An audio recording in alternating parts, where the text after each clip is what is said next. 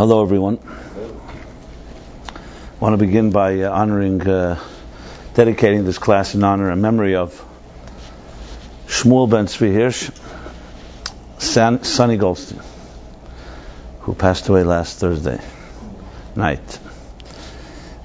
He was the first of a long chain, that really brings you all here, though you may not know him.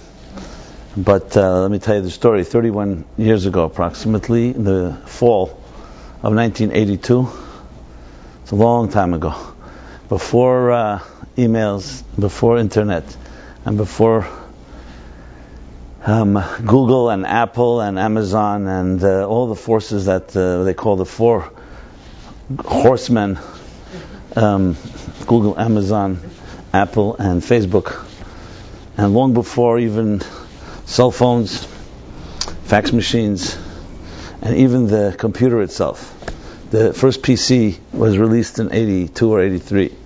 So all before that, there were ancient people like myself that lived on this earth and roamed this earth. We used primitive things like typewriters and telephones, wires.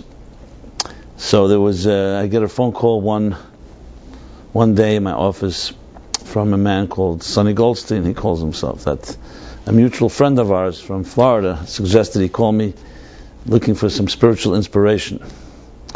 Now I should just give you a little background. I was not involved yet in spiritually inspiring anybody, to be honest. I was working behind closed library walls, very much in the academic world of Torah scholarship. I was then had become in 1980 the main writer of the Lubavitcher Rebbe's talks, which consisted of memorizing hours and hours of dissertations that were delivered on Shabbat and the holidays that were not, without notes weren't taken and no tape recorders, so we had to memorize it all. And then after Shabbos, we had to recreate it. So it came with all the research, and basically in the world of publishing, that was my total preoccupation those years. So he called me. So I said, listen, I don't really have time throughout the week, but if you come on Thursday night, usually I've already finished publishing the talks of that week, and I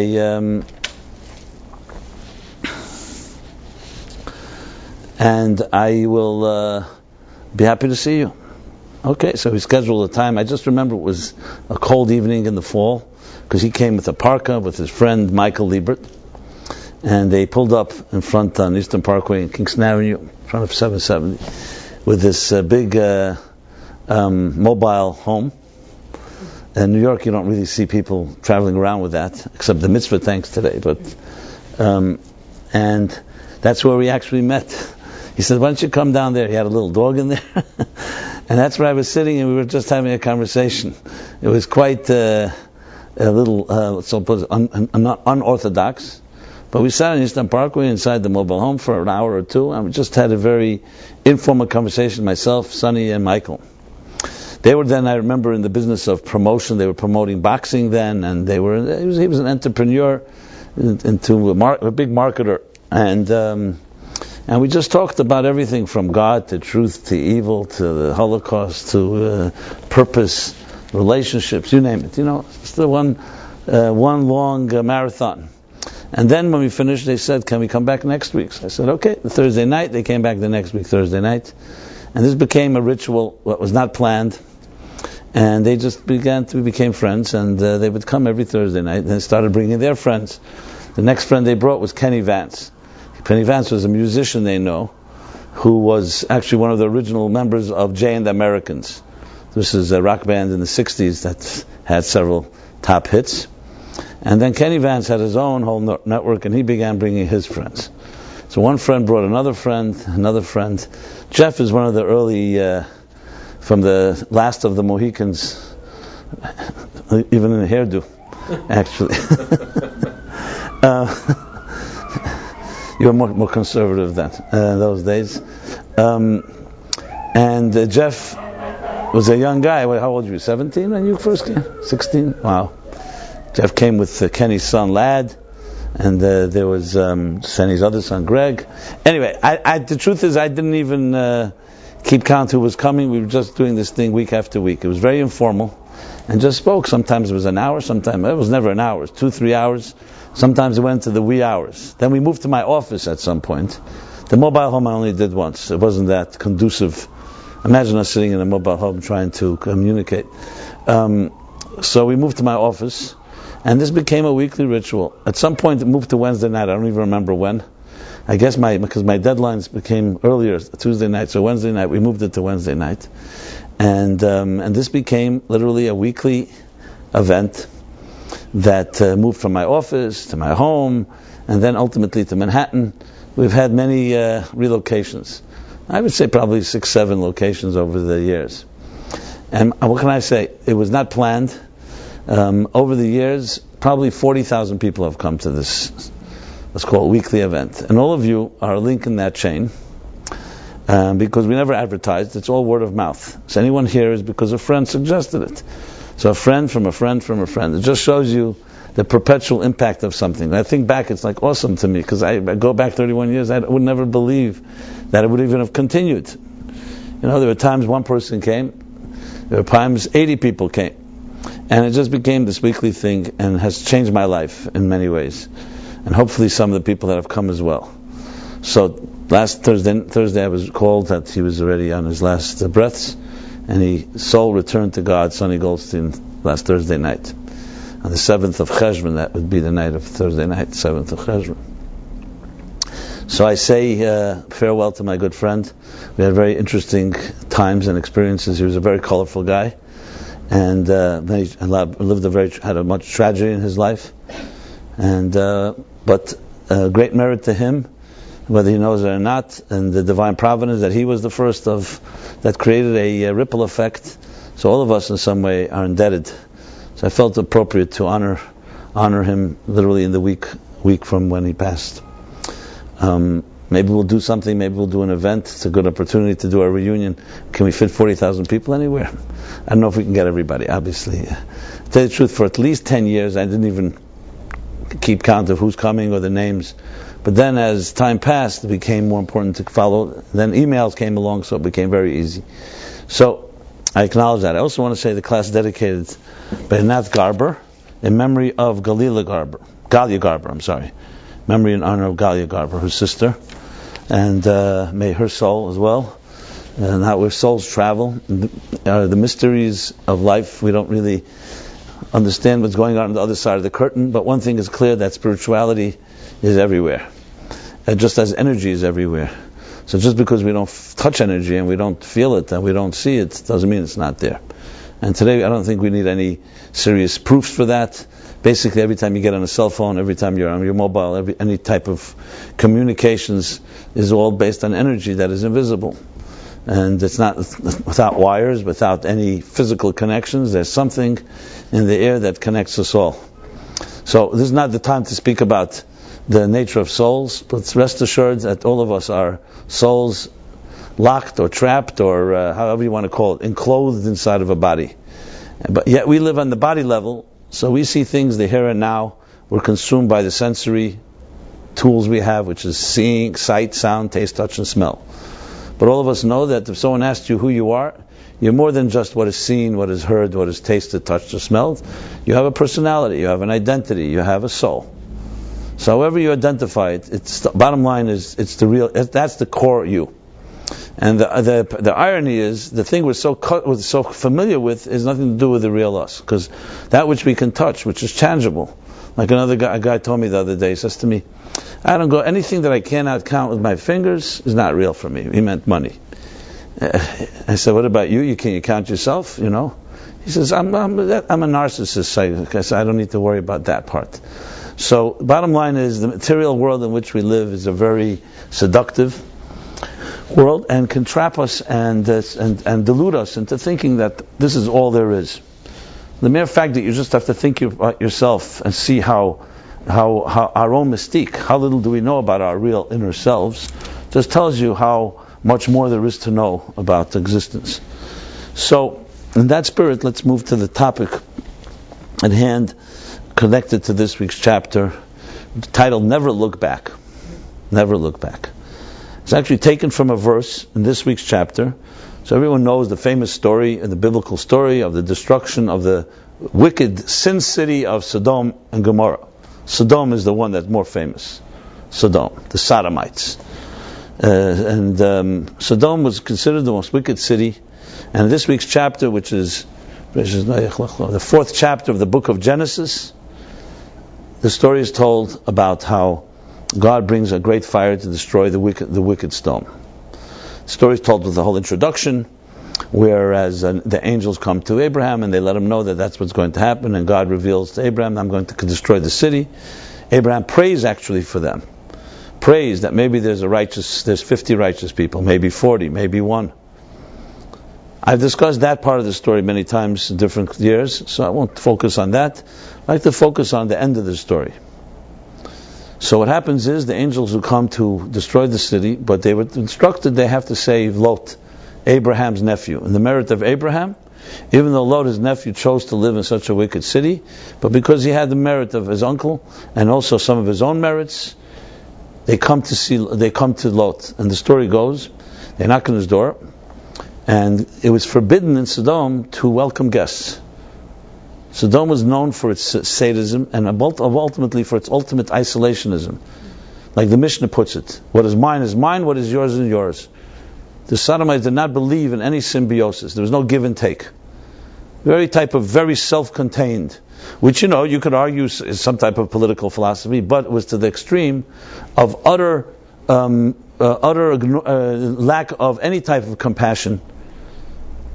And their judgments were very severe and very sadistic and so on. And one of the things was it was forbidden in Sodom to welcome guests. So by Lot allowing these men into his home, he was already committing a crime according to the laws of Sodom. And the story continues how they tell Lot that you and your family will be saved, you, your wife, and your children, and come with us. Those that want to remain can remain, but they should know they will be destroyed with the city. Some remain. Lot and his wife and his daughters leave the city. On their way out, they're told, do not look back. That was the commandment. It says that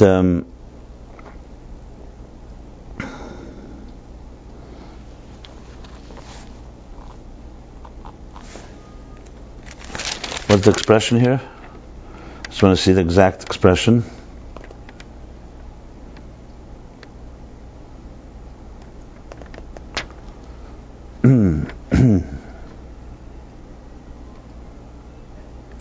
Here in chapter in 19:17, the verse says the following. Let's read it inside.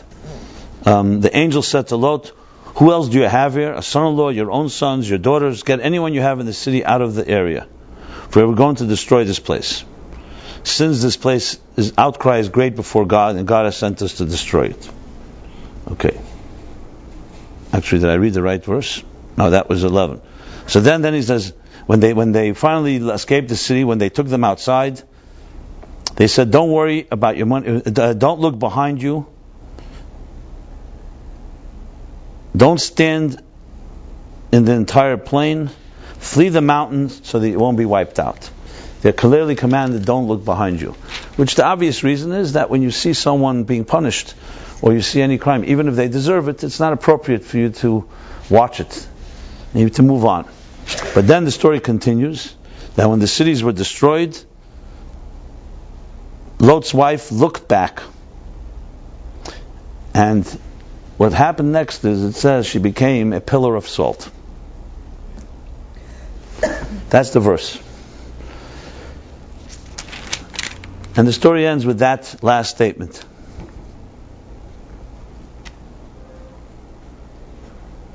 Then it continues about Abraham wakes up in the morning and he sees the smoke coming up from the destroyed city of Sodom.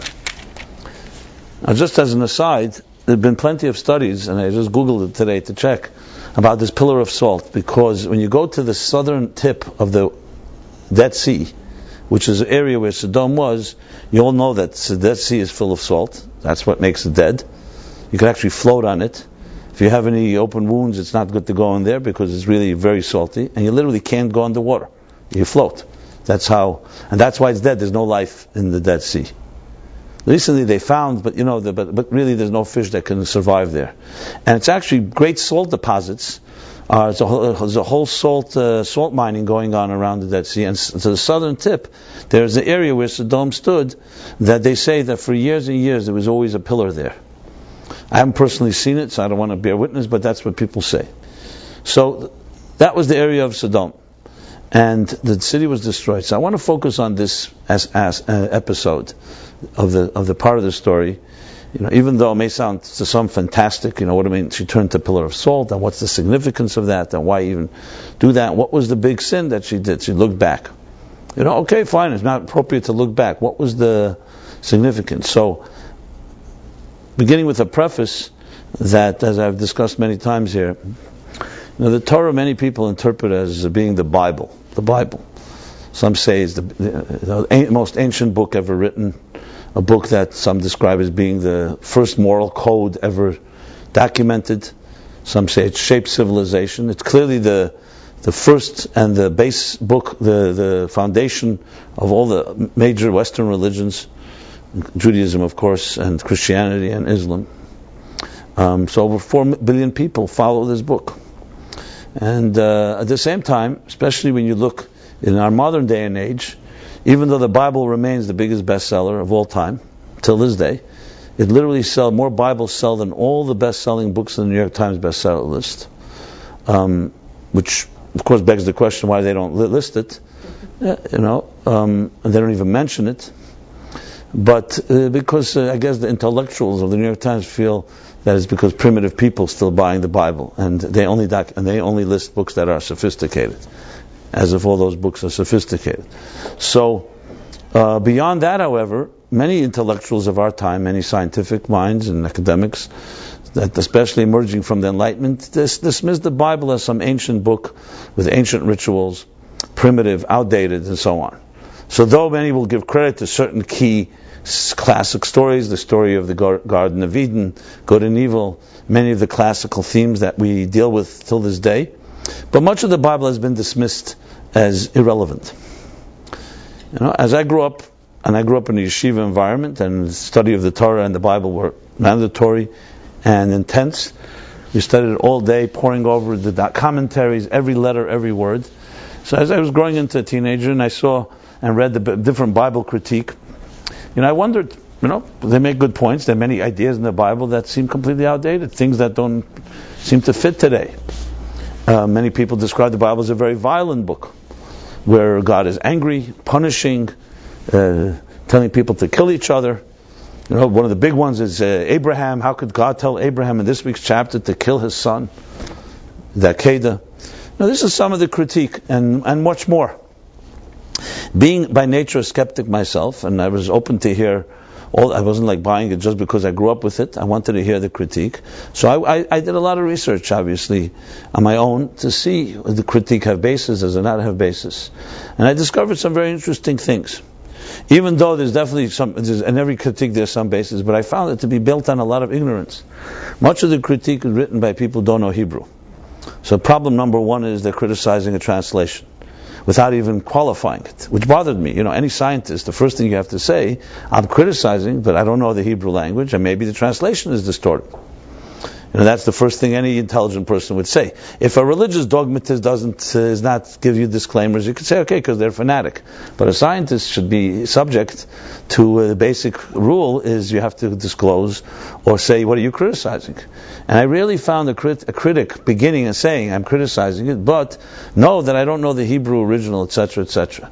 Which right away to me was intellectually dishonest. Not to say the critique is always wrong, but you can't do that. That's not the scientific approach. And then I began to find many flaws in the critique, which I saw was based really on preconceived notions. Besides lack of knowledge of Hebrew, a lack of certain basic principles. But nevertheless, you still have these stories. God parted the sea. Did He actually part the sea? Did He create the world in 6 days? Is this literal? Is it metaphorical? We have this debate till this day. Creationism versus science, etc., etc., versus evolution, age of the universe. And many people have a problem with this, especially those that begin to embrace Judaism. They read the Torah. It's not always consistent in their minds to so-called modern scientific thought. So I'm not going to go into long discussions to get not the topic, But I will tell you just a few findings, and everybody here is obviously welcome to go research on your own. I discovered that, as I said, some of the critique was based on really almost a total ignorance. For example, you'll find the classic the description of the Bible is today most scholars, quote unquote, claim the Bible is written by 4 or 5 authors. And they call it author A and author B and author C, by letter, because we don't know their names. And many of them designate these different authors by what? By the different names that God has in the Torah. So if you call God by a different name, it means it must be a different author. Now, this is absolute ignorance, because if you know the Hebrew, it's not different names of God, it's different meanings. Each word has a different meaning. And if you just open up a medrash, it's very simple. It's like if someone called you, they call you by name, but if they call you carpenter or warrior or engineer or scientist, you may be all of the above. Those are descriptive names by your actions, and that's what the medrash says, that God is called by His actions. So anyone knows, for example, the name Elohim. You don't pronounce the K. It's usually pronounced with a hey, but you pronounce it Elohim. Elohim means law and order. It's the God that when He manifests in law and order. As Rashi explains right at the beginning of Chumash, right at the beginning of the Torah. The name Yud Kei Vav Kei is the God compassion. Tzvokis is God as warrior. Kael is God as loving. And you go through the different names, it's just basically different meanings. So to suggest that these are different authors is ridiculous. More importantly, you'll find verses where sometimes 3 names are used in one verse. So how do you explain that? And then the next verse, only one name is used. So, for example, the beginning of the 10 Commandments, it says, I, Anoichi, Hashem Elokecha. So which author wrote that? And then a little later it just says Elokim. So the point that I'm trying to make is that it's based on very shallow and a very superficial reading. What really got me was when I began to read the deeper meaning, and I realized the Torah is written in very cryptic language. And especially started studying mysticism, Kabbalah, Hasidic thought, you come to realize, as the Zohar puts it in very beautiful terms, that the Torah has a body and it has a soul, which is in a way almost obvious. Every book has a body and a soul. The body is the actual story you're reading, and the soul is its message, it's its spirit.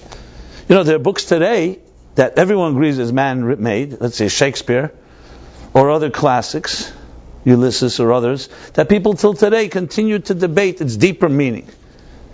You know? So why don't they apply the same type of respect to a book that is the biggest bestseller and has captivated 4 billion people's imaginations?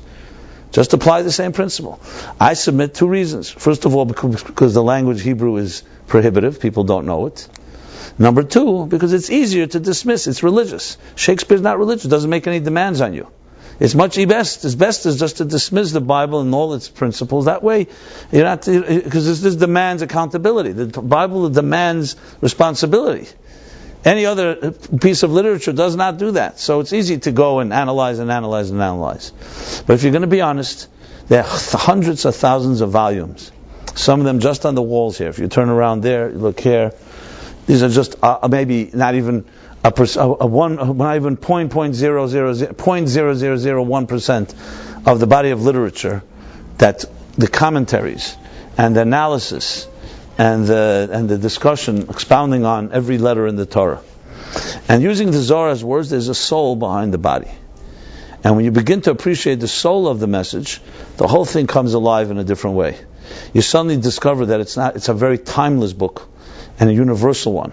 And its messages are tremendously relevant as today as much as ever. And I'm not saying this that you have to buy this on faith, simply by reading it properly. So I'm going to take this verse, this little story with Lot, which can seem so, maybe intriguing. It's good for a fairy tale, I'm sure they can make a nice cartoon out of it. That Lot's wife turned into a pillar of salt, and you can have the image of salt near the Dead Sea. It's also very picturesque, And this was a result of her looking back. So, we have biblical stories that have become very popular in Hollywood. You have, of course, the 10 Commandments. Everyone talks about Charlton Heston. Some people know Charlton Heston better than they do the real Moses. And the parting of the sea, how Cecil B. DeMille figured out some way using technology in the early 60s about how he parted the sea. Huh? It was the 50s. I think it was late 50s? 59, okay. Maybe I'm confusing it with Ben-Hur, maybe, or something like that. One of those epic. Okay, I stand corrected. I know more of the chapters and verses of the Bible than I know the years of when Hollywood movies were released. Okay, but it's in that period of time. And we all know the Prince of Egypt a few years ago. Who produced that? Was it Spielberg or one of these guys, a cartoonish type? And biblical stories still remain classics in their different messages. So let's take this so-called obscure story or seemingly cryptic story and talk about it in that relevant way, because to me that's the bottom line. You can sit and pore over and analyze the commentaries and the counter-arguments and back and forth, especially if you study Talmud. You're Rashi and Ramban and Even Ezra and Klei Yakar and Orach Chaim. Chumash is filled with hundreds of commentaries, literally. And then commentaries upon commentaries. So there are many classes where you can go, and probably online, and you can read that up. But what I find lacking most is the soul of the story. What is the soul of the story, and what is its real message?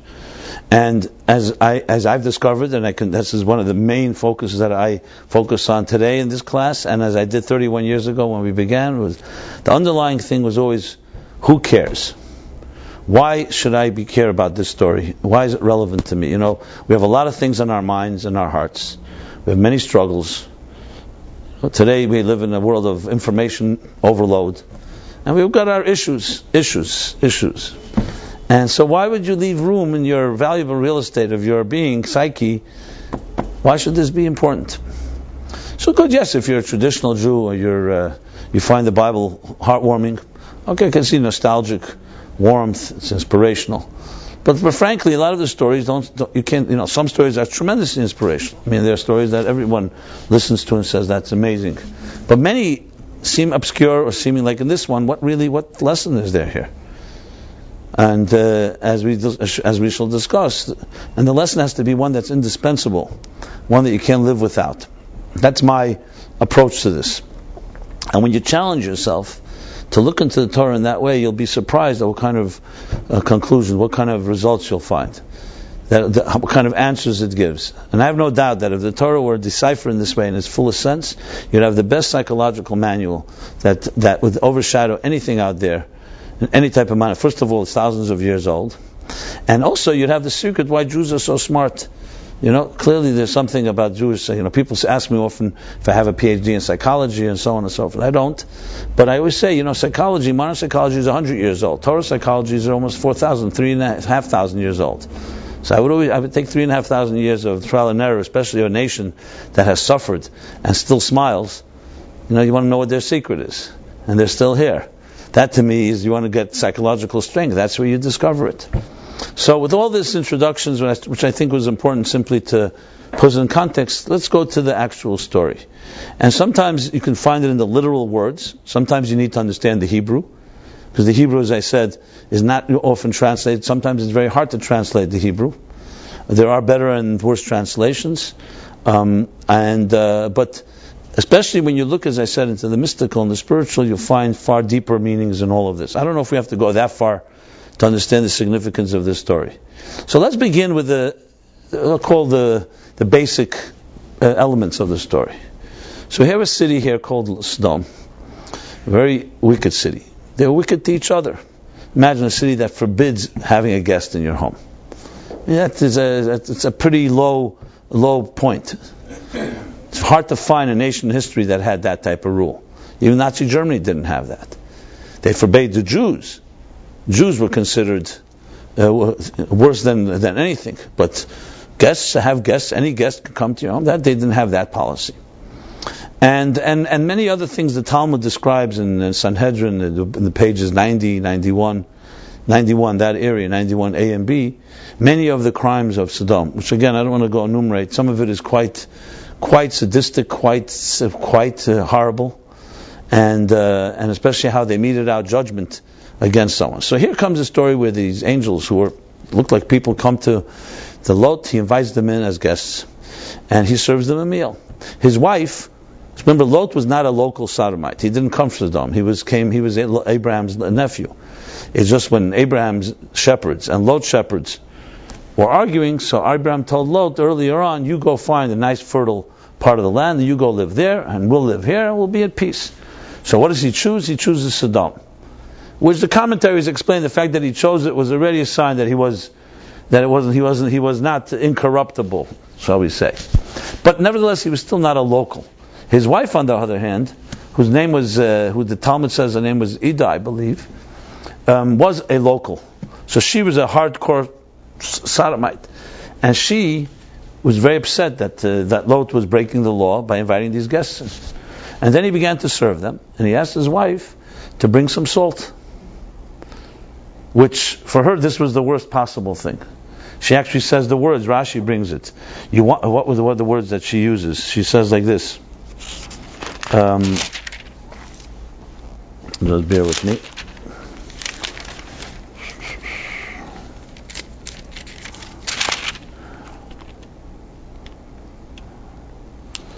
Yeah, here we go. That he asked her to bring some salt, and she says, even this evil custom you also want to bring to this place? That's what she said. Which is an interesting statement. Why is this an evil custom, bringing salt to the table? It's usually also it's a euphemism. We say it's one of the expressions we have in English.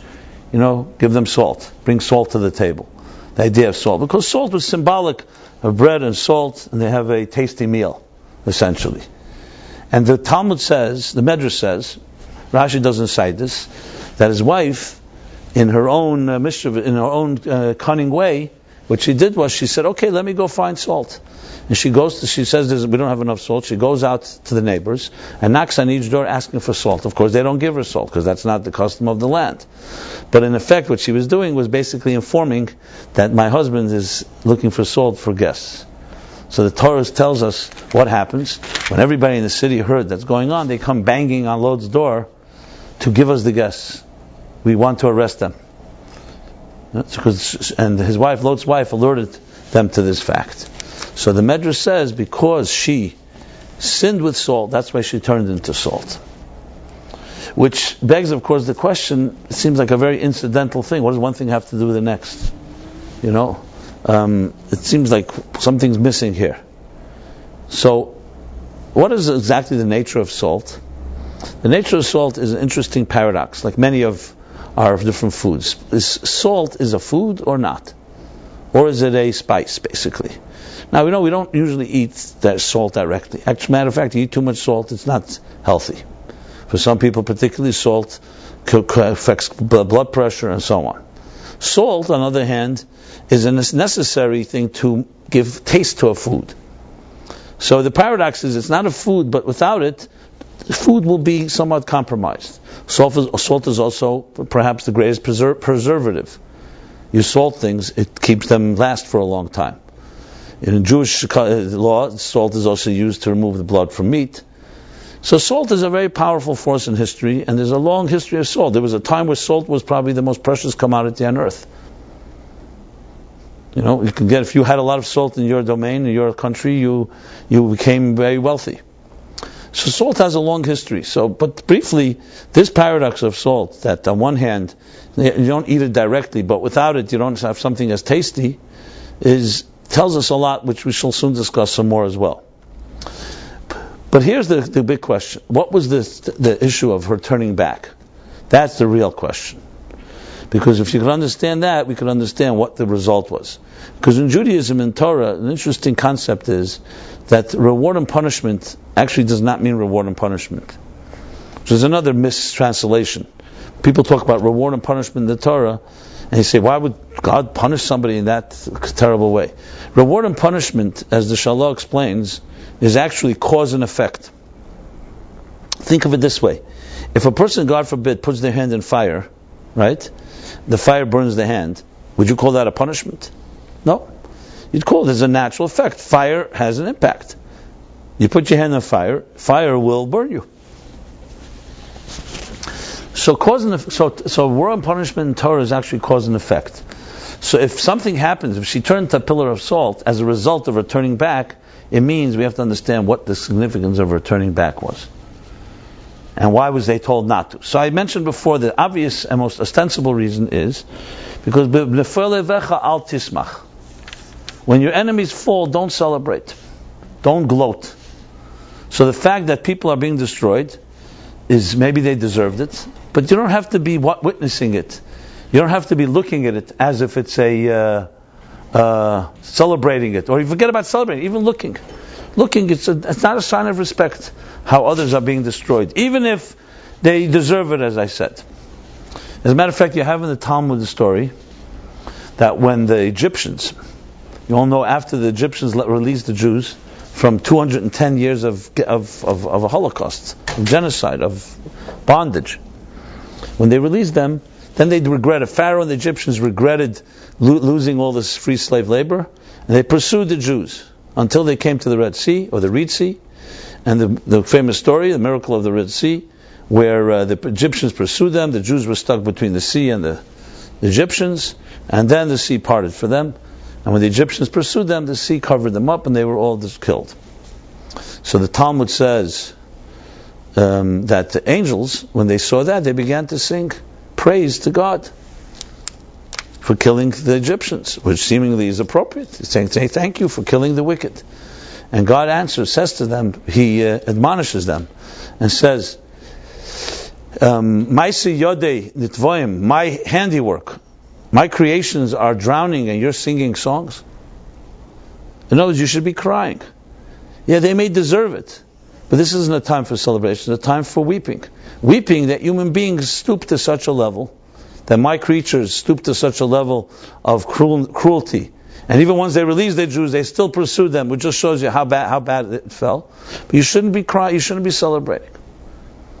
So the basic story is the fact that Lot and his family, you're saved. Be happy that you're saved. You shouldn't be looking back at the misfortune of others.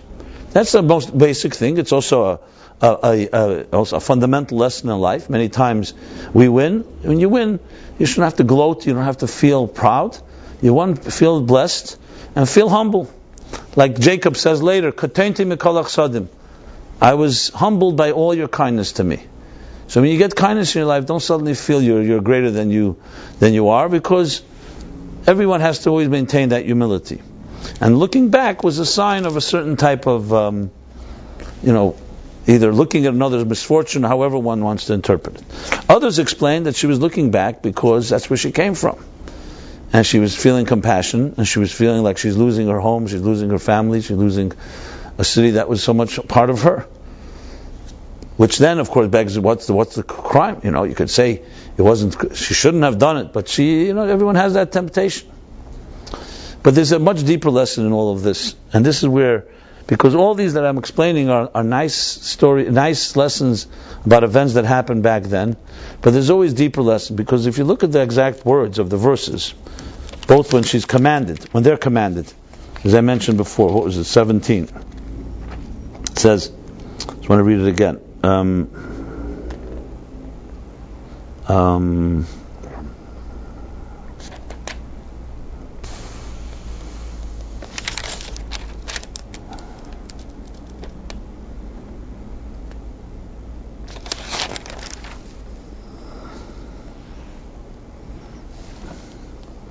It's the exact Hebrew. I'm trying to find the exact translation, because it's a very interesting expression.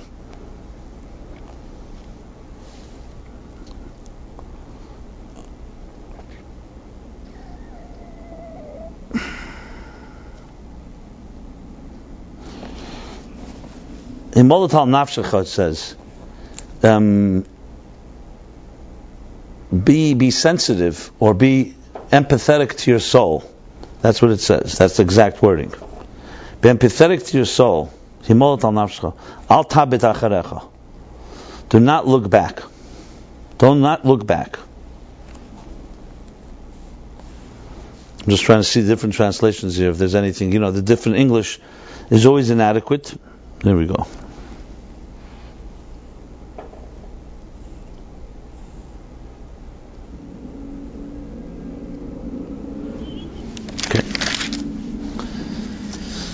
So what is the significance of saying, be compassionate to your soul? Why is that relevant here? I mean, again, literally you can say is, be warned and not to look back.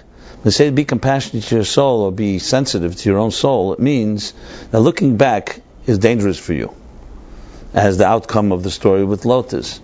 That when she looked back, that's what happened. When it says that she looked back. In psychological terms, one of the big challenges in life is that we are not a clean slate. Whenever you deal with any type of difficulty, which you may or may not go to therapy for, things you struggle with, whether it's an area of relationships, whether it's an area of making a move, a decision, whether it's an area where just are you doing what you should be doing, keeping your job, should you leave your job? There are many decisions we make, some things that we are plagued by, that we agonize over. We all know that there's always deeper reasons behind any one of our so-called doubts or confusions. And often, if it was just a clean slate, so you look at a situation, you objectively try to assess it, and say, okay, here's what the experts say, here's what objective people say, here's what I feel, make the move. Why is that not the case? Why do so many of us get stuck in situations that we can't get out of? Relationships is always the best example, because we don't need to look far in New York City. You see, everybody seems to have commitment issues. I don't know everybody, but a lot of people. They may package it in other words, and they'll call it commitment issues. They'll just call it because there are many options, and I want to keep my options open, or whatever it may be. You see people difficulty, anything in the emotional realm, you'll always find challenges. Now, the obvious reason is because emotional situations are not that objective. We're subjective about them, and we're blinded, and we can't always see clearly. But it's deeper than that.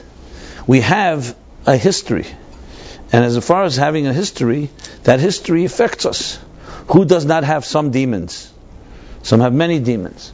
We have fears and insecurities and all kinds of wounds that we carry over the years. If you're in a relationship, a loving relationship, that was going beautifully, and then you're hurt, person betrays you, they leave you, or something else that you feel is inappropriate, it's not something easy to get over. You may forget, you may pass, but it affects you, and affects you next time you go into a relationship. You'll be a lot more wary, because these things touch very deep places inside of us, and they rewire our minds even. Now, if you go back to our childhoods, a theme that I always speak about, no child is neutral. Every childhood has impacted us, for good or for bad.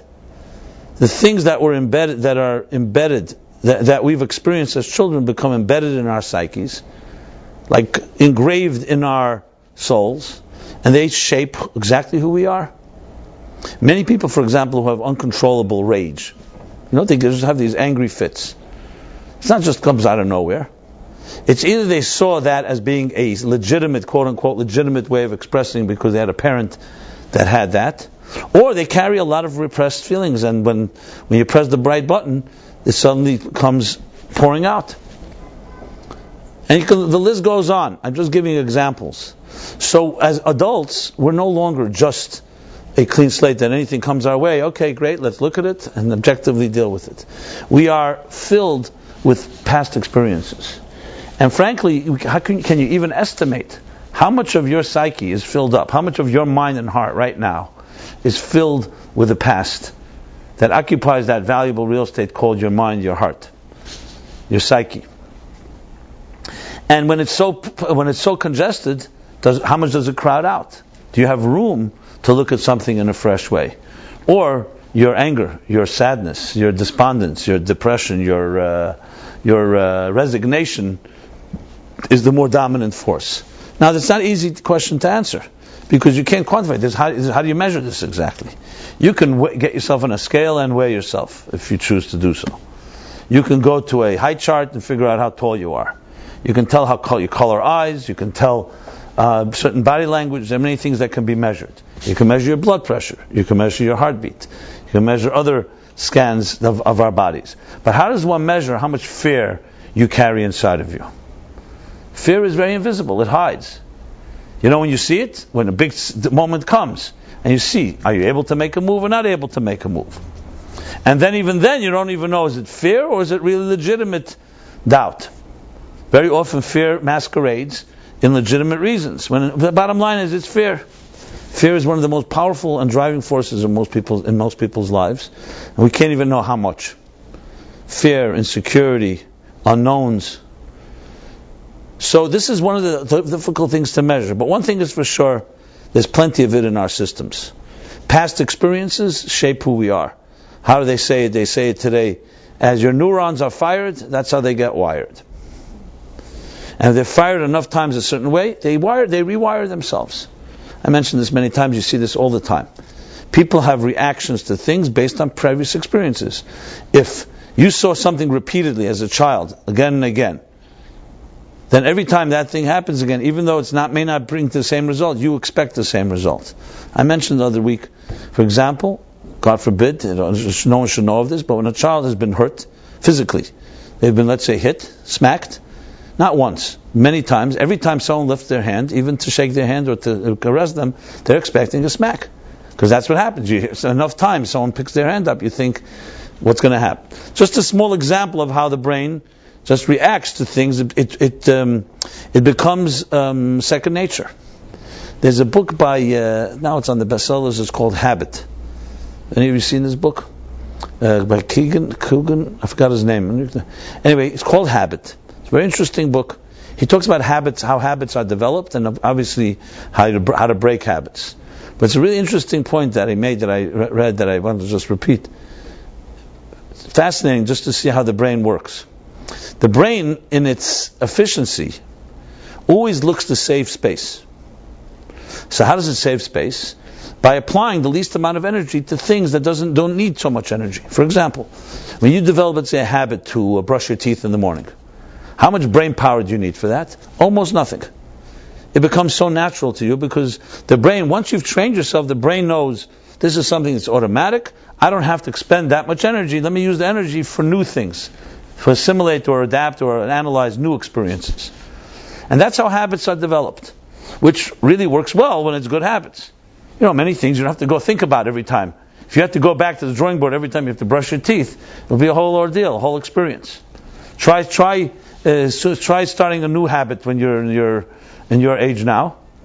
I don't mean old age, I mean just the age. It's very difficult to do because you already have the wires are, as I said, the neurons fired. The wires have been the neurons fired. The wires have been wired. So the brain works very much like that. What it does is, once it decides this is something that's almost an automatic, it's like an automatic shortcut, a macro they call, right? That every time A, B, C happens, D, E, F happens, and the brain doesn't have to exert too much energy there.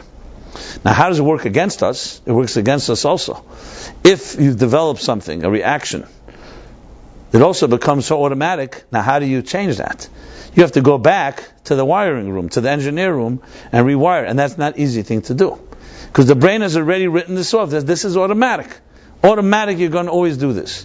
That's where fears and insecurities and all the demons become a major tragedy in our lives. Because they're not just there and you say, okay, goodbye, I don't need you anymore. They have not become part of you. I remember, I think it was Kenny told me, he says, every one of us has this little man that sits on your shoulder, and comes and tells you that you're worthless, you can't do it, who do you think you are? We all have these little voices of insecurities and doubts and so on. And you get into these functions, these forces. Sometimes, I remember when this guy describing it at the class, it was just very funny how he put it. He says, so you're sitting at home, and all depressed and all down, and this little voice is telling you, you deserve it, you're worthless, who do you the whole negative defacement or deprecation. And then you say, you know what, I'm going to go for a drive. Let me get some fresh air. I'm getting out of this place. I'll get away from all these little voices. You get into your car, the way he described it was really cool. You get into your car, you open the windows. If you have a convertible, you open the whole thing. The breeze is blowing, you're flying down the beach, wherever you are, and you're driving, you feel great, wow, a little fresh air, I have a new opening, a new hope, and so on. And then suddenly, you hear a voice from the back seat says, hey, that same guy is with you. He says, where are we going? He says, what do you mean, what are you doing here? He says, I thought it was great to have a change. Let's have a little change. We'll go. In other words, he thinks he's your partner. So the depressing one has decided to come along for the ride. What do you think about that? And that really gets you. and say, get the hell out of my car, basically. I don't want you here. But hey, I think it's a great idea. I think we should go on vacation together. But my point is, I want to escape from you. No, but this voice decides it's because it's part of you. No problem. You want a little vacation? Let's go. Okay, what could you do? So some things are hard to get rid of, basically. It's hard to get rid of because it's become part of us. I remember a number of years ago, there was someone coming to this class who that very sad life.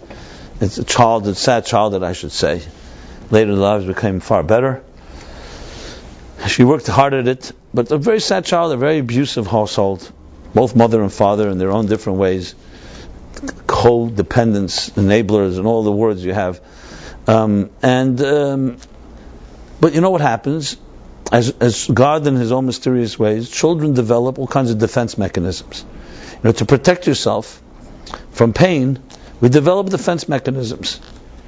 It's like an armor, which of course works well when you're in a place of trauma or conflict or war.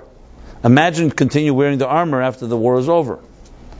What do they say? That like 30 years after World War II, on some Pacific islands, they found Japanese soldiers who still thought the emperor was alive, and they thought World War II wasn't over.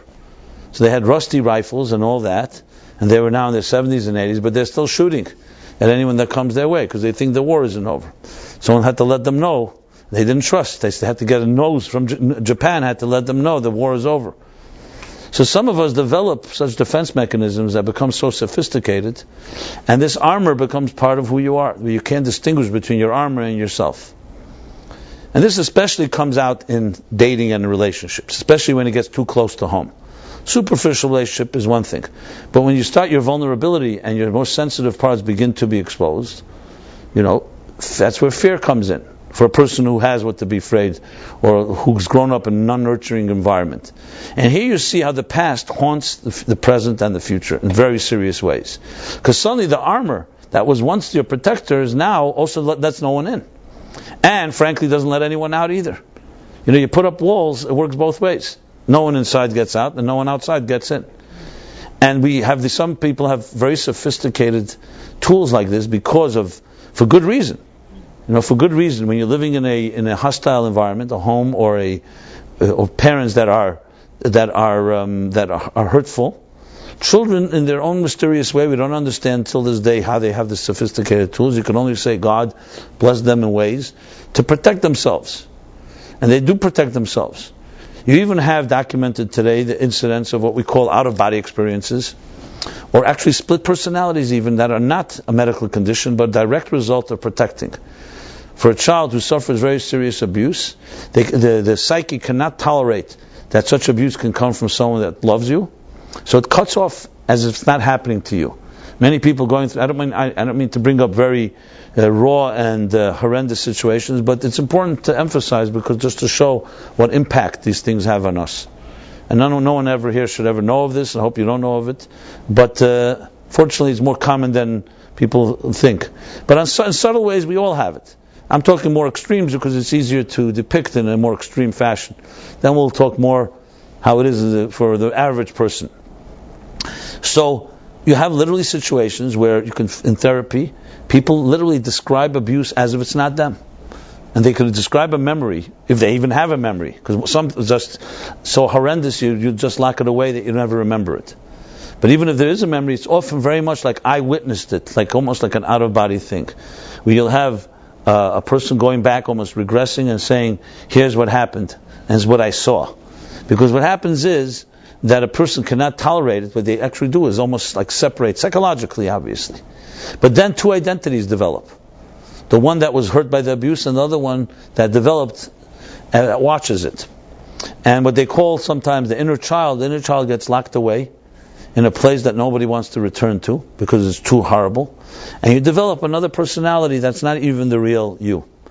And a lot of therapy is how do you reintegrate the two, which of course requires rebuilding trust, learning how to nurture yourself, learning how to reconnect, learning how to nurture your own child actually, So, without going into a whole elaborate discussion, what this all demonstrates is that the past is very, very powerful force. It's not just some type of a nice memory or a bad memory.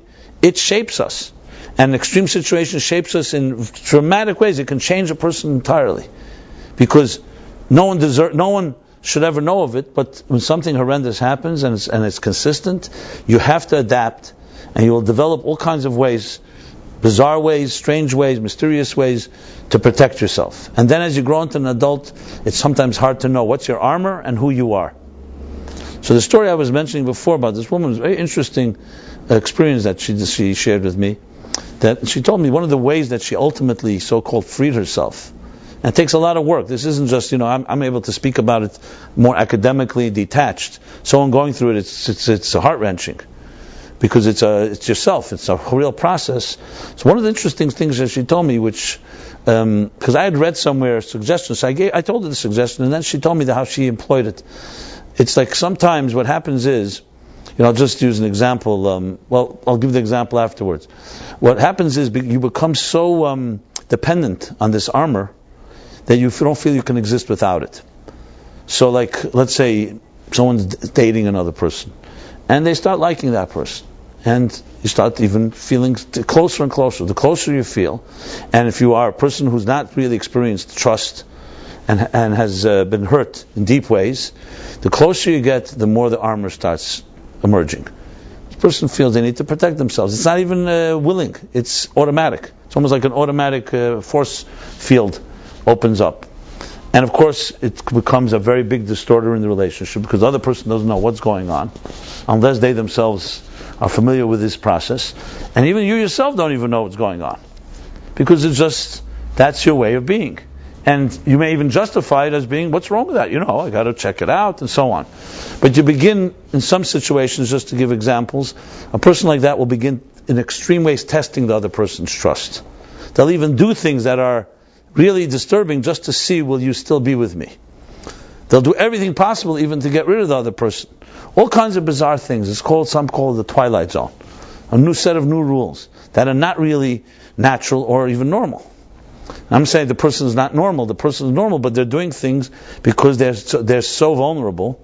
The porcupine, for example, has the sharpest needles, but you also know it has the softest skin.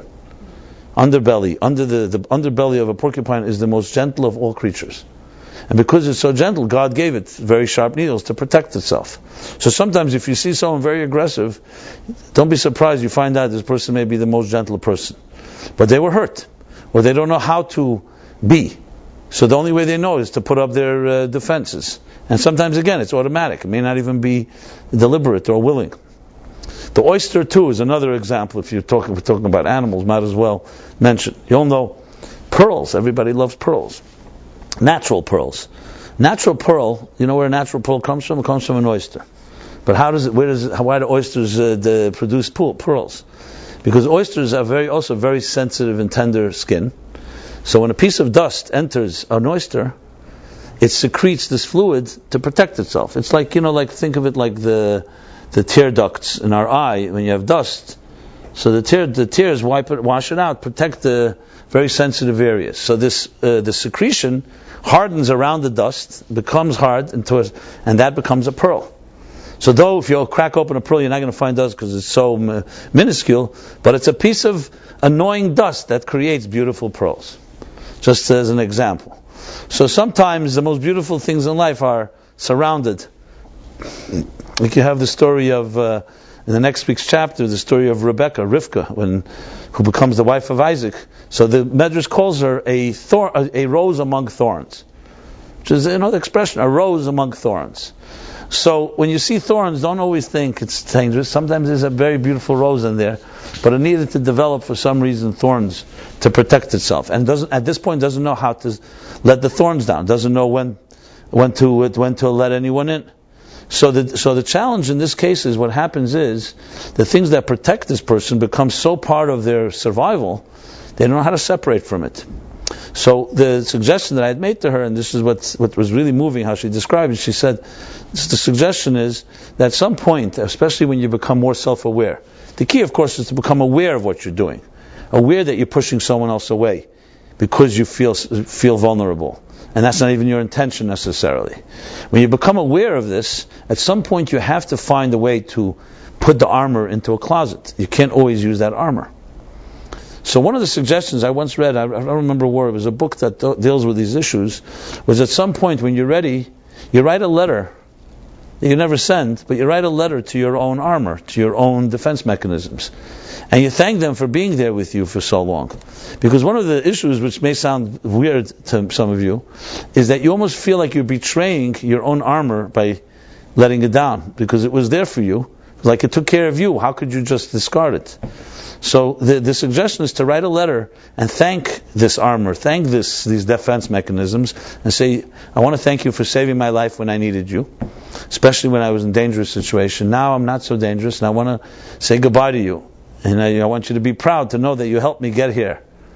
And she wrote this beautiful, eloquent letter, which she let me read, which I found to be mind-blowing. Because she really was aware of that which protected her. And the letter itself was redemption, because she learned to discover, we're not talking about you don't have to betray your armor, you have to just know. Sometimes you need armor when there's a war going on. When there's no war, armor is not your asset. It's not an ally. It becomes your enemy. So the thing that was your best friend becomes your greatest enemy. This is an example where the past controls a person's life. And you'll be surprised how much of your past control your life.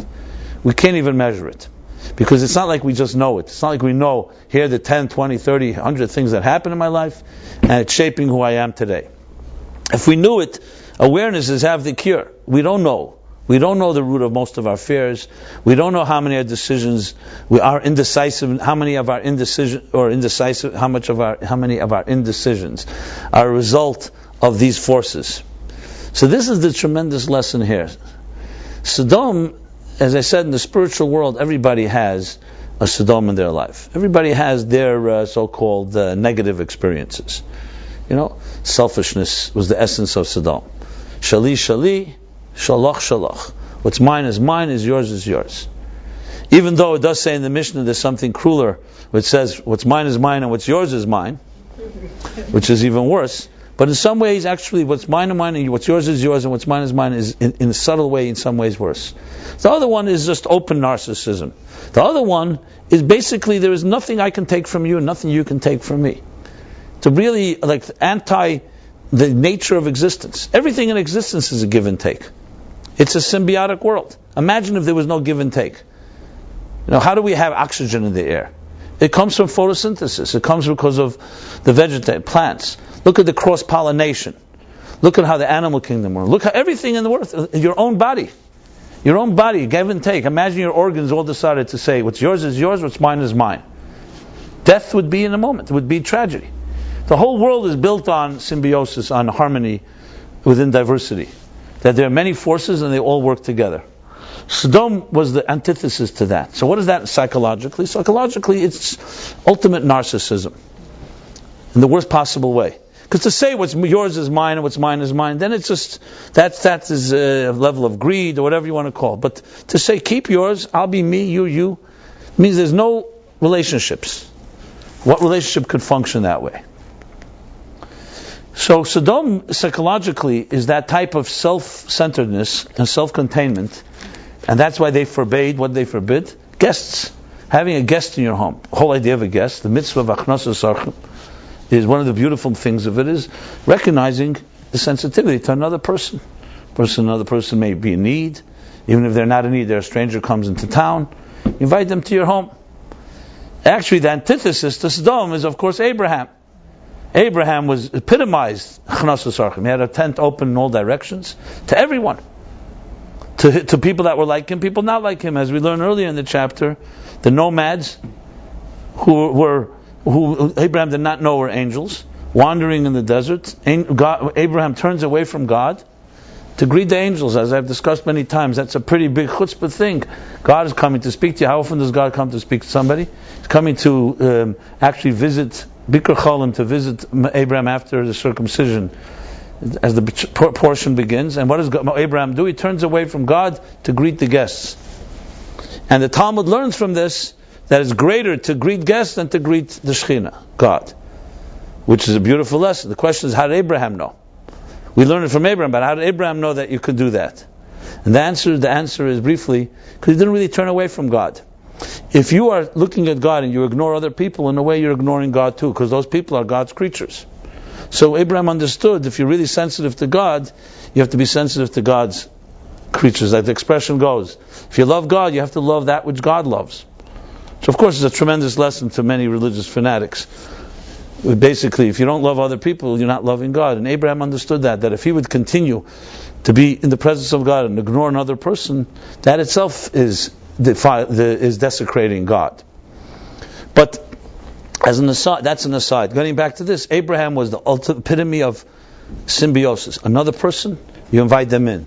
You see how you can help them, how they can help you. To use the expression of the Mishnah, Ezu Chacham, who's the wise person? Halaymed Mikol Adam. Person who learns from every other person. Which suggests two things. Everyone has something to teach. Everyone has something to learn. Sodom was the antithesis to that. The diametric opposite. We have nothing to learn from you. We have nothing to teach you. We are us, I'm me, you, stay away. This was Sodom. So now, Sodom was a city many years ago, as I said before. That's the historic part of it. But the spiritual Sodom exists in all of us. We all have a dimension when we're in that state of mind. That's why we're told this lesson. Because everybody has times where, I'm me, I don't want to have to do with anyone else. Which of course in a way is your own undoing. It's not just that you're not being kind to someone. You're also not letting them into your life. You're also not gaining what you should be gaining from them. And we all have something to give and to take. Like an example I often give is, think of it as different musical notes in a large symphony. Or different musical musicians in a orchestra. Each is indispensable and necessary, and each complements the other. They all need each other, they all give, and they all take to each other. And the key is to find the right harmony, the right balance. Sodom epitomized the opposite of that. If you want to put it in economic terms, extreme capitalism can sometimes be seen. There's no such thing as extreme capitalism. Even Adam Smith's capitalism was not that extreme. But today, most of capitalism today is not purely survival of the fittest. There are different laws of compassion, there are unions. A lot of socialism has creeped into our version of capitalism. It's still fundamentally a capitalistic system. But real capitalism are those that believe that absolutely no trade with the rest of the world. Just take care of yourself, you accumulate your wealth, keep it, and don't give it to anyone else. No charity, no sharing, and so on. Most of us do not relate, would find that repulsive. But in Sodom, it was actually a crime to give charity. It was a crime to give and help another. Which again is, in our own personalities, narcissism. Now how does that apply to our psychological lives? Look, let's be honest. The reason that our parents, that parents can be abusive, or can be absentee, in some ways not nurture their children, begs the question. Every parent, by biological, should love their child. In the animal kingdom, there's no such thing as a parent that doesn't love his child. It's true that in some animal species, parents are even cruel to their children, but that's how they're wired. It's not by choice. That's the way it was made. But most animals have a natural inclination to a child. It's just a simple thing. It's a biological extension of yourself. So how is it possible that a parent could hurt a child? It's a very, what's called a klotz kasha. It's a very obvious question. And I asked this question the first time when I heard things I never would want to ever hear in my life. I heard the horrendous ability of some parents hurting their children in real serious ways. It was like mind-boggling to me. First of all, I didn't believe that's possible. When you don't have it, you didn't experience it yourself, some things are not possible. Every one of us has so-called our selfish side. But even our worst nightmares, there's some things we can't even imagine doing. There's some things that's out of the scope of our even our most criminal side, if you want, our ugliest side. And then you hear some things, how is it possible someone could behave that way? I don't even want to spell it out. You can use your own ugly imagination, if you like. I hope you can imagine things like this. Many say why Jews didn't escape Nazi Europe. They couldn't believe that when they heard that there would be a nation that would simply rise up and kill you because you're Jewish and gas you for no reason. Children, innocent children, you do nothing to them. Not you shot them, not you hurt them, you're not a threat to them. In their own mind, And many Jews couldn't believe, because when you have a certain goodness inside yourself, you can't imagine you doing it to someone else. You can't imagine they would do it to you. Unfortunately, that was a mistake. But in a way, it's a virtue also. It's like good to hear. Some people just can't imagine things like that. And I'm sure you could imagine different things that I'm talking. I remember this vividly. And I mentioned it because this is exactly the first time I heard something that really, I mentioned the class 31 years ago. So around 30, maybe 29 years ago, 30. So during this class, there was a guy came to see me, wanted to speak to me privately. We talked about some topics that evening that I mentioned earlier, began many years ago, and he came to see me. And I was, I wouldn't consider myself those days very naive, but little did I know. Relatively speaking, I thought I was well-read and I knew what was going on a bit. But, we all have our so-called epiphanies and awakenings many times over.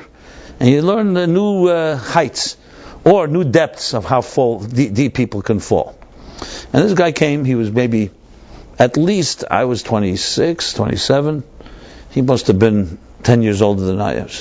Which right away put me on, it's one thing I was teaching, giving a class, a discussion, but he was coming to me for advice. But then what he shared with me just literally changed forever my way of thinking about things. That and another episode, which I'll share in a moment as well. So he told me these words. He said to me, he was he went straight to the point. He said to me, I want to share with you something confidentially. And he said to me that I learned love from a dog. Those were his words. That's how he began.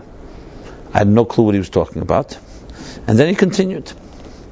And he said, my father was an alcoholic, a raging alcoholic, come home drunk almost every night, very aggressive, very violent, and he would beat my mother. Being the oldest son, I couldn't stand seeing it, so I would stand between him and my mother, and he would hit me. And it was with a baseball bat. He says there were times that my whole body was black and blue, literally. I was aching from a child. And I only repeated just to make the point. And he says, I couldn't stay home because I was afraid of my father, so I'd go out and sleep in the garden. And we had a little kennel there with the dog. And the dog would come and soothe me, lick me, and just be there with me. He says, that's where I learned love. Not from my mother, not from my father. That's where I learned love. So when I heard it, I remember I was sitting there, I can remember it like today. I couldn't believe it. I didn't say anything, I just was listening quietly. I said to myself, is this guy, is he making it up? Obviously I wasn't judging him or anything, God forbid. I couldn't believe it. Just I never heard such a thing in my life. It was the first time I actually heard it from somebody. I may have read about it in a novel or in a book or saw it in a movie, but you hear it from a person, it's undeniable. I was so stunned. I didn't even know what I said to him, actually. I must have said something. But years later, he told me that I had helped him. So I guess I was compassionate. I don't know how much I helped him, but anyway, I was a sympathetic here. Let's put it this way. And I remember, for me, it was an eye opener. Such a thing is possible. And then I started hearing, obviously, more such stories from people. People trust you and they share. And they open up their hearts. I couldn't believe things that I heard. I'm telling you, I just couldn't believe it. And I remember once a woman sharing her life story, forget about it. It was so horrendous. I literally couldn't sit in my office. I got into a car. I drove to the nearest bookstore. It was King's Plaza, the Barnes & Noble or some bookstore there they had. And I just went through the section of this type of stuff. I bought some books.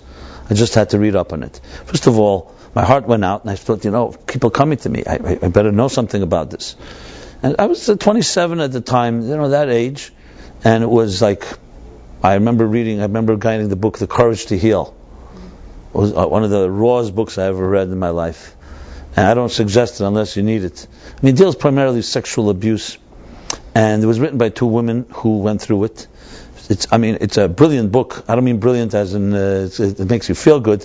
It's just the insights in human nature there are just awesome. I learned tremendously. You learn the whole, how screwed up people can be and how things mess up. But I realized also, it taught me in an interesting way the depths of Torah. Because I went back to my Torah understanding of things and I looked and I saw that the Torah addresses it. Yeah, that's exactly what I found. I would never have found it without it, because I wouldn't have dug that deep. You can read the Torah surface level, and I saw the Torah really addresses it. And one of the places is right here where we are, about this past. So we all have a Sodom in our lives, some far worse than others. I just described horrendous ones. But thank God I can't say that. That's the common. Those are some of their extreme situations. But unfortunately, in the day and age we live, I would say dysfunctionality is pretty rampant. Dysfunctionality can be very overt. It can be more subtle. Subtle is even two parents who are so busy they have no time for their children. Absenteeism, they call it. And then, of course, we understand the high rates of divorce and broken families and all kinds of other stuff going on in homes that I don't want to even go through the whole spectrum. But you can imagine all these forces have deep impact on impressionable children. That's the bottom line. And that's where the damage is done. Because an adult can protect themselves. A child has no protection. A child is being shaped by what it sees and what it feels and what it hears. So go back to my question, which is the question I had back then when I first... How is it possible that a natural biological child, I could say not a biological child, fine, it's a stranger. Even that, a child, how could you even hurt a child? But your child, it's your flesh and blood. It should come natural to any mother and father to love their child. What's the bottom line explanation? The explanation, my friends, is very simple. The parent no longer is a parent. What does that mean? They become so self-absorbed with their own crap that they cannot, that it overrides their natural love. It's ultimately deep insecurities connected to a deep narcissism that blinds them from their own children, to the point that they can hurt and not even know they're hurting. Some know and some don't even know it. Basically, that's how deep the problem can become. It is essentially Sodom at work. I'm not blaming any other force. Every adult is responsible. There's no such thing as any parent off the hook. Even if an adult parent grew up in an abusive home, which usually is a sign that they probably will repeat what they saw, unless they is responsible and accountable. Because once you're an adult, you have the ability to stop it. And I can tell you people who grew up in the worst scenarios and are the most beautiful parents, because they deliberately and actively, there's one particular person I'm thinking of, grew up in the worst type of home. You'll never believe what kind of children she has. Because she learned, by contrast, she learned what not to do. She did everything opposite of her parents, without ever having a role model of what real love is. She had the role model of what hate is, or abuse is, so she did exact opposite. And she has the most beautiful children with intact marriages and great family and so on. Which again can't say is the rule, but it's possible. So there's no excuse for a person to just say, hey, this happened to me, that's why I can do it to someone else. Now, of course, we also have people who don't want to bring children into this world, because they say, I don't want to do to my children what was done to me. I hear this very often. And I always tell them, so be better. If you don't bring children in, then you remain a victim, and the children that could have been born from you will also never be born because you were hurt. Is that what you're perpetuating the Holocaust in a sense? So some people tell me, I want it to end with me, which of course is very sad to hear. But it doesn't have to be that way, and that's the point of this story here. So Sodom is there inside each of us. Every one of us has to find a way to translate it in our lives. Every one of us has narcissism. And next time you think about it, think of the time you may have hurt somebody, inadvertently, whatever, and then you think back and you're really honest with yourself. You say, I shouldn't have done that. I'm sure we all can find one example in our lives where we could have behaved better. That is what, so you think to yourself, so why did you do it? If today you're aware that's wrong, even at the time you may have been aware, because as the Talmud says, a person doesn't sin unless they have a moment of insanity. A moment of blindness. We all have blindness. When it comes to self-interest, suddenly you can become blind to something that your mind will tell you this is wrong, you'll still do it. Self-interest is very blinding. So this is Sodom at work inside of us. It creates a blindness where you suddenly, nobody matters but you. You see this in extreme terms when people, for example, are stranded or in an avalanche or something like that, and they turn on each other, even to cannibalism, because of their extreme hunger. Another people will die before they hurt another person. Because when it comes to self-interest, you can suddenly become very blind. You can do things that you'd be very embarrassed of. Even while you're doing it, you may know it's not right, but there's something that just takes over. It's like a devil that controls you, a demon that controls you. It's not an excuse, by the way. It's not a legal defense to say that I had a moment of blindness or a moment of insanity. That's not an insanity plea. It's just telling us how the intensity is. And you see this all the time. How do you find, for example, people who are addicts, who know while they're taking something that this is destructive to them, and they'll still do it? Because the addiction is so powerful, it blinds them or minimizes the destruction, the damage. This is all the power of what Sodom does. And that was why it was so relevant to tell them do not look back. Because back means the past. If you allow your past to control you, then you are essentially never going to allow yourself to grow. The key is not to allow the past to control. Now, to not look back doesn't mean that you don't know where you're coming from. Obviously you know where you're coming from.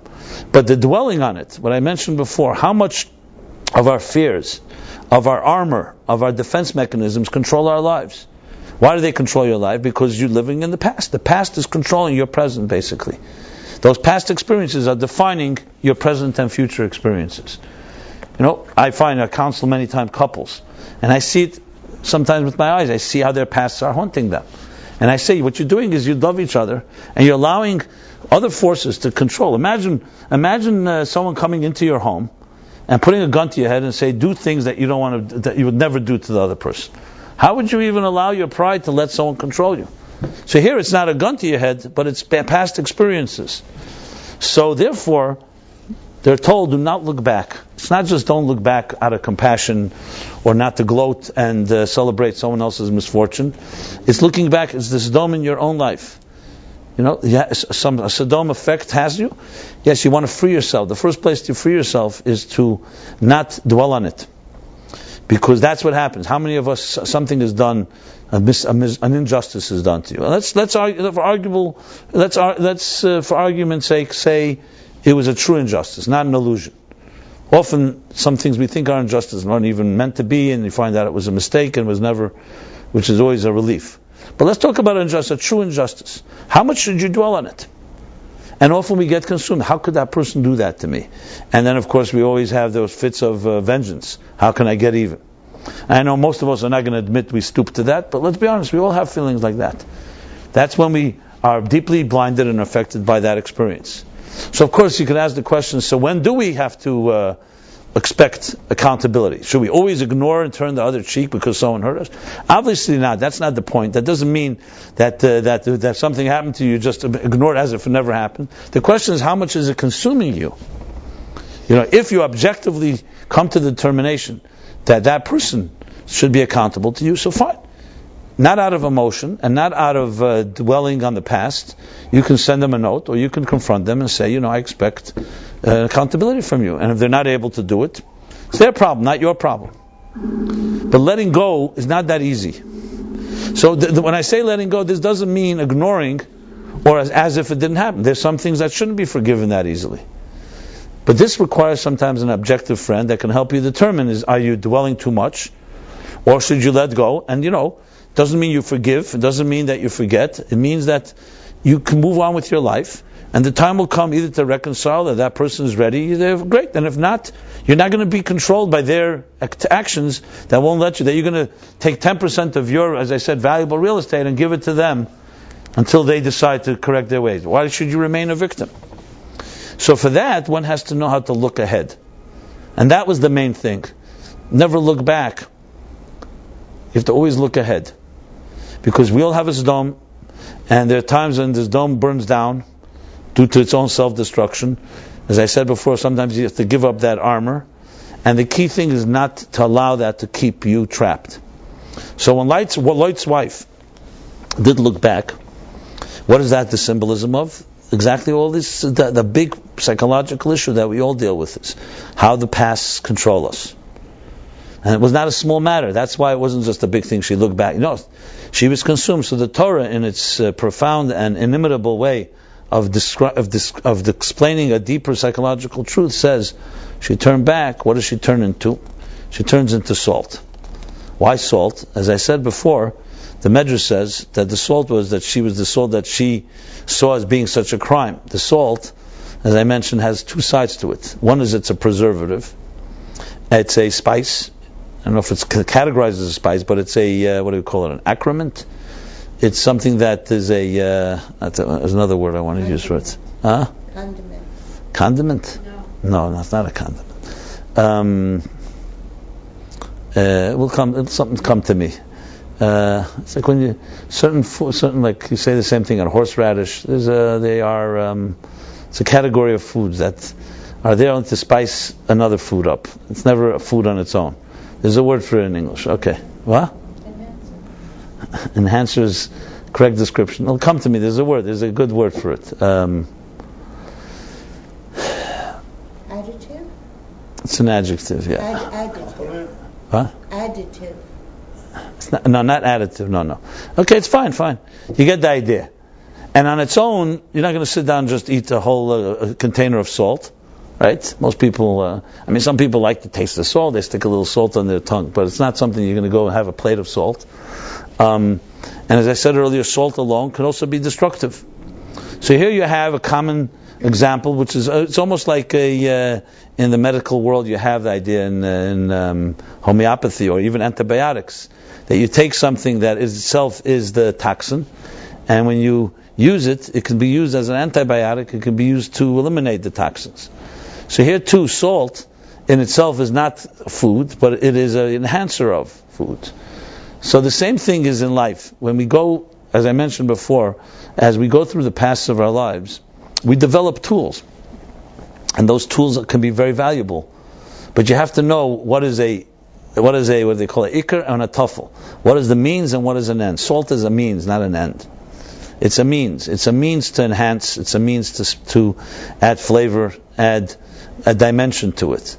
And in Sodom, the crime was, you're not allowed to have guests, but especially offering salt. You want to give them bread, but don't give them extra taste, which of course is itself cruel. You're already feeding them, might as well feed. So salt became symbolic of utter selfishness. But why? Because salt itself is very salty, unless it becomes something that is added to a food. So think of it like salt is like a spice without a soul. If you have a food and you add it, then it becomes something that is valuable. So she turned into a pillar of salt, which some say till this day is still symbolic, it still stands, to remind us that if you get occupied with your past, you know what you're going to have? You'll have pure salt. You'll have bitter taste. You'll not have a life. You'll have basically a static state that doesn't have the vitality that life should have. You're basically writing your own script. I mentioned before, it's cause and effect. If a person becomes trapped by their pasts, then they become their pasts. And you become your armor. In other words, you become the salt of your life. Whereas if you know how to look ahead and look at the future, what happens is the past experiences inform your life. They educate you. They teach you things you may not have learned, but they don't keep you trapped there. That's how you want salt. You want salt in your food. You don't want to become salt. You don't want it to become an end in itself. And that's exactly what happened in this case. So the message, of course, because the question is, how do we not dwell on that past? How do we not look back? So remember, it was only Lot's wife that did. As a matter of fact, the Torah doesn't even call it. It just says, "Vayitabet ishtei ma'acherov." His wife looked back. So I'm not sure yet. I was thinking why it says the wife. What is the wife emphasis here? Husbands could also look back, but in this case, it happened to be her. Now, of course, as I said before, she was a resident. She was a citizen of Sodom. She was a native Sodomite. So as such, obviously, her connection to that behavior was very addicted to it, and she could not free herself, which is why she remained stuck in that place. Whereas Lot went on, and his daughters, and they built the next generations. As a matter of fact, it says from their children came the children that would bring Mashiach. King David comes from the Moabites. Moab was a child of Lot and his daughters.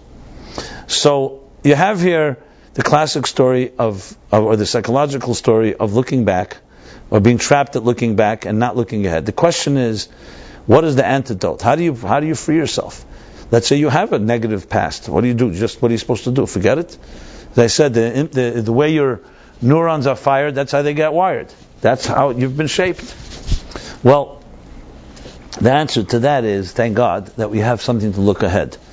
If you want to counter looking back, you have to have something as powerful ahead of you.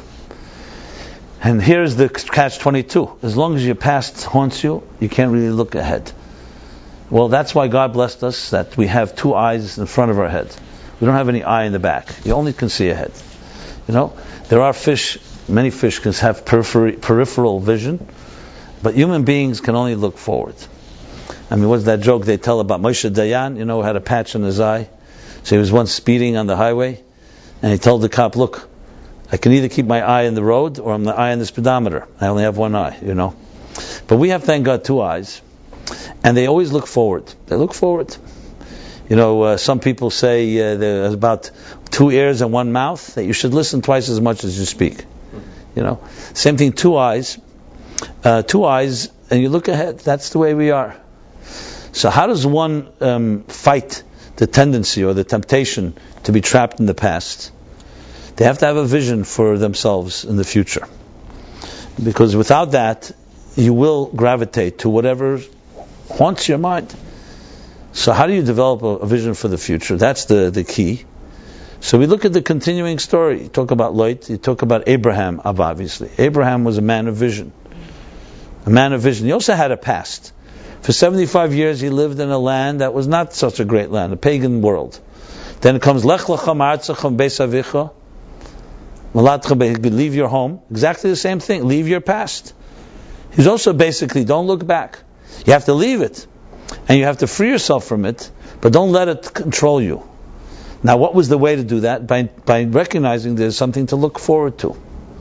I find that consistently in any therapy, in any healing situation where you really help somebody free themselves from the past, it's not because they dwell on it and say, okay, now we're going to unplug you from your past. The best solution is filling the void with something positive. You give someone a passion, something to fight for, that's the best way to eliminate fighting against demons. Because weapons and efforts cannot fight darkness. The best way to fight darkness is with light. So if a person does not have a cause, does not have a vision, does not have something to look forward to, you can work with them and you can find all kinds of, maybe medicate them and find ways to create amnesia and cut out the past. But what's happening is, what is the person supposed to occupy their mind with? So what is an empty mind going to do? Well, there's no such thing as empty mind. What's your mind going to think? It's going to think about whatever is on it. You have to fill it with something else. And the good news is this. The good news is that long before anyone has ever developed this Sodom inside of them, long before we may have been hurt or shaped by dysfunctional environments and abusive homes and all the negative stuff that can affect us, we have a soul that precedes it all. We say every morning in the prayer, we say, Neshama, the soul you've given me is pure. So we have something that's very intact and nothing can ever affect it. What can affect us, what affects us is think of it like a healthy heart. The heart can be very healthy, but the arteries can be blocked. What happens in a dysfunctional environment is the arteries get blocked. And then that becomes your reality. But you have to come to discover that your armor, as I said before, is not your reality. Those are only tools. It's only salt at best. What really is who you really are precedes anyone that's ever touched you, anyone that's ever hurt you, anyone that's ever in any way betrayed, or all the other factors that shape us. To come to connect to that is the key. Because once you discover you have that soul, and that's intact, then that soul has a mission in this world. There's a vision. Now, every person in life needs a mission. But those especially who have fear and insecurity or other forces that in some way impede your progress need a mission more than anybody else. And if not, what happens is, unfortunately, you'll gravitate back to the most negative thoughts. Whereas if you have something that motivates you, a passion, that's the word I was looking for, a passionate cause that is waiting for you ahead of you, that passion has the power to dissipate or in some way diminish the negativity of the past. So to just say, get rid of the past, don't look back, so nice words. I don't think anyone can just do it just by saying that, or being commanded that. You need to have a very powerful force ahead of you. There's an expression in the Talmud that says, "Hamispal ba'at chaver," someone who prays for another, hunan atchila, he'll be answered first. That means if you see someone has a need, if you have a need, and you pray for someone else that has that same need, the prayer will be answered to you. You will be given what you need first. It's an interesting thing, an interesting statement. It's very much the symbiosis that Sodom fought. That we have a relationship. When you empathize with someone else, empathy will be bestowed upon you. It's a powerful thought. You visit, because you always think of being kind as a favor for someone else. Being compassionate to someone else actually brings compassion into you. It lets the compassion inside of your heart awaken. Think of it like exercise. If you're not going to exercise your love and your compassion, which you extend to others, there won't be any compassion inside of you to work. So it's not just some type of gift we give to others. It's the best way to become a more refined human being. Why am I mentioning it? Because I find that one of the best ways to heal from painful situations is when you learn to help people who have that same situation. You learn from your experiences. In a sense, you pray for someone else. Because anyone that's gone through any difficult challenge has a credibility, more than a credibility, has a inner, intimate knowledge and experience that only that person has. That's an example where the future can change your past, because it redeems it. So if something happened in a person's life, very negative thing, it could keep you trapped, and as I said, you're looking back and turn into salt, into inanimate salt. However, if you take what happened to you and you say, I can help others because I'm sensitive to their situation, because I understand them, and you begin to use that experience, what suddenly happens is a force that was trapping you is now being used to help others. And you cannot imagine what kind of power that is, because that itself redirects your whole focus and your vision. Instead of looking back, you're looking ahead. You look at how can I help someone. And that is the best antidote, the best healing to any type of negative past. So many of us, I know, think it's counterintuitive. You think the best way to deal with the past is let me talk it through, I'll talk about it and talk about it and talk about it. Psychotherapy, 10 years, 20 years, 30 years. I'm not going to say it doesn't help anybody and so on. But, 10, 20, 30 years, Dr. Tversky writes in his book why he didn't become a psychotherapist. He tells a story his father told him. He said psychotherapy. He told him the story of a Poritz. A Poritz was one of these landowners who had the love of his life was his dog, was his big Dane.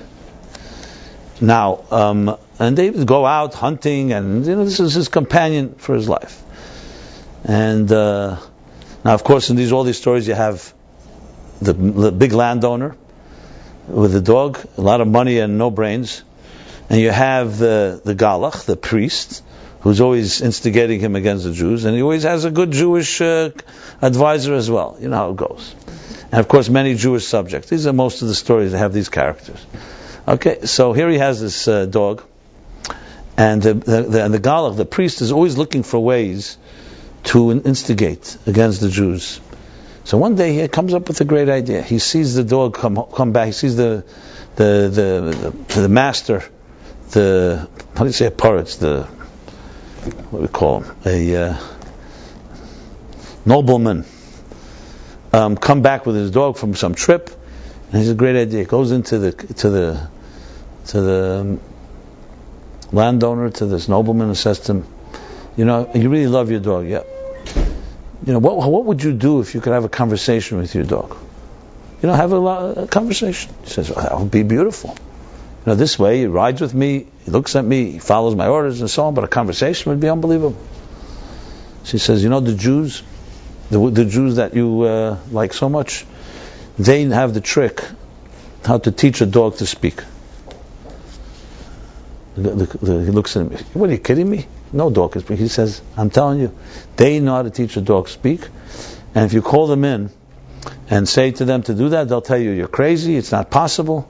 But I'm telling you, if you want to test their loyalty, ask them to teach your dog to speak. Anyway, he respects the priests, And the priest is very convincing.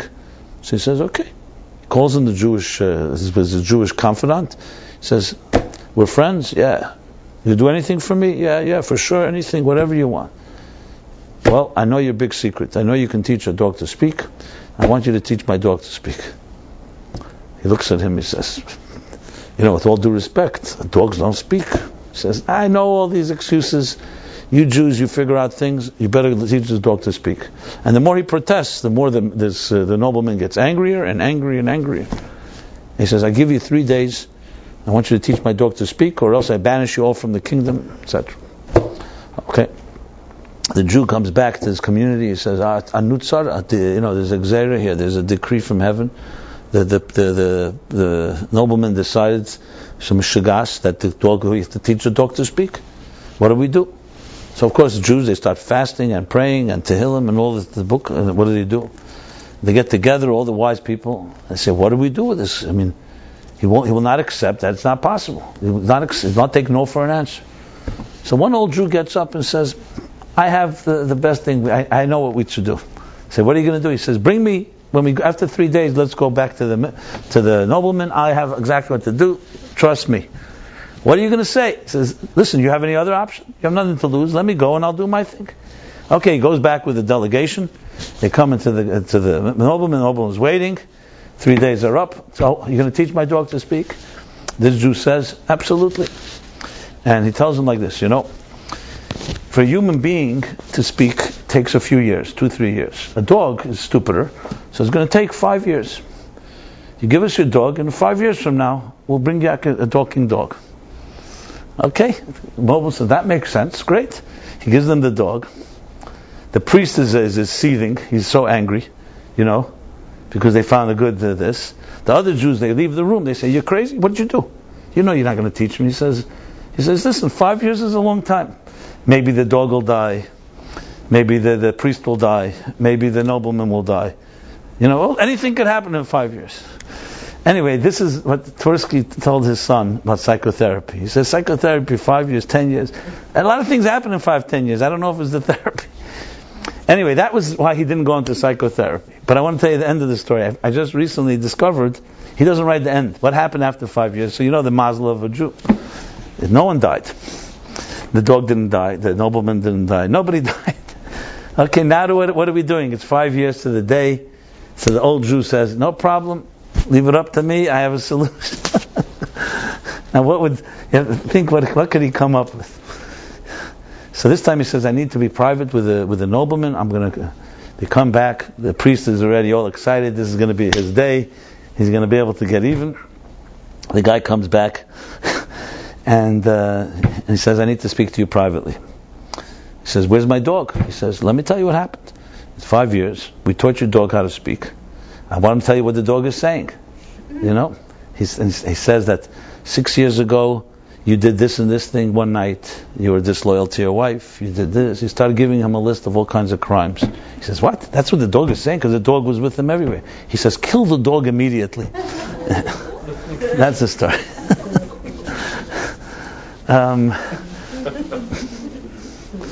So, a long story. It was a concluding story. I just want to conclude. I was speaking about the past and future. So the future means, so you can sit and dwell and talk about the past forever and ever. It may be a nice indulgence. It may be good to hear somebody have a sympathetic ear to hear your story. And I'm not saying there's no value in sometimes breaking the silence and opening it up. But if it becomes an indulgence, if you become addicted to your past, you'll become your past. You'll become a pillar of salt. Basically, your pain will be you. What Jews were always brilliant at was, though they suffered, they never became sufferers. We tell the story of Mitzrayim. In the Haggadah, we talk about the bitterness. We even eat bitter herbs. We talk about how we were enslaved. We talk about the difficulties. But we do not define ourselves by that. We define ourselves by the freedom that we became. The Maral says, once we tasted freedom, we're free human beings. So we don't forget the past, but we don't become defined by it. That's the key thing. We dip things in salt water, but we don't become salt water. So we understand what is a spice and what is a food.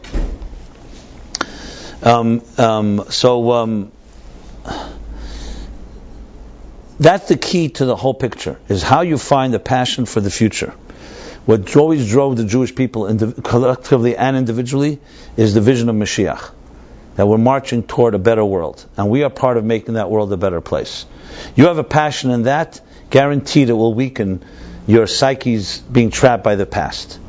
And that was Lloyd's wife's big mistake. She focused and looked back. That's not what we do. You never look back. You're always looking ahead. You could be shaped by the past. You can be learn from it. You remember it. It helps you grow. But the key is to find a cause that is extremely powerful, more powerful than any of your past demons. That's the key. Which actually interesting. The name of this chapter is vision. Vayeira. God appeared. Abraham saw godliness. God and godliness. That's what we need to discover. Now, of course, you may say, how do we do that? Well, we'll discuss that next week in the coming weeks of how we discover that vision for the future. But I think it's critical to be able to have that mindset of not allowing the past to become the defining you. Not your armor, not your salt, not bitterness, not any of that. That may be all pieces of the puzzle and you need it, but it's not the core driving identity of who you are. So God should bless us all, and all of us here individually and everybody, to be able to be viable forces of life, not pillars of salt, but forces of life that are forge ahead in whatever unique mission each one of us has, and each one of us has an indispensable mission to play, and understand that we all are symbiotic in the sense, like as opposed to Sodom, we all give to each other. Now the continuing mission is that who's a chassid says what is yours, what is mine is yours. A fool says what is the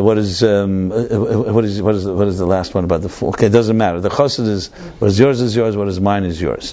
The ability to have a symbiotic relationship and understand how we all complement each other.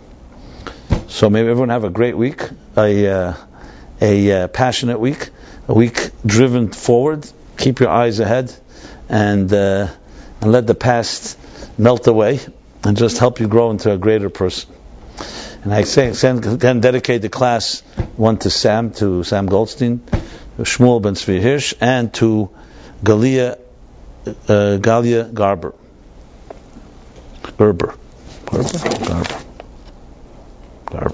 Okay.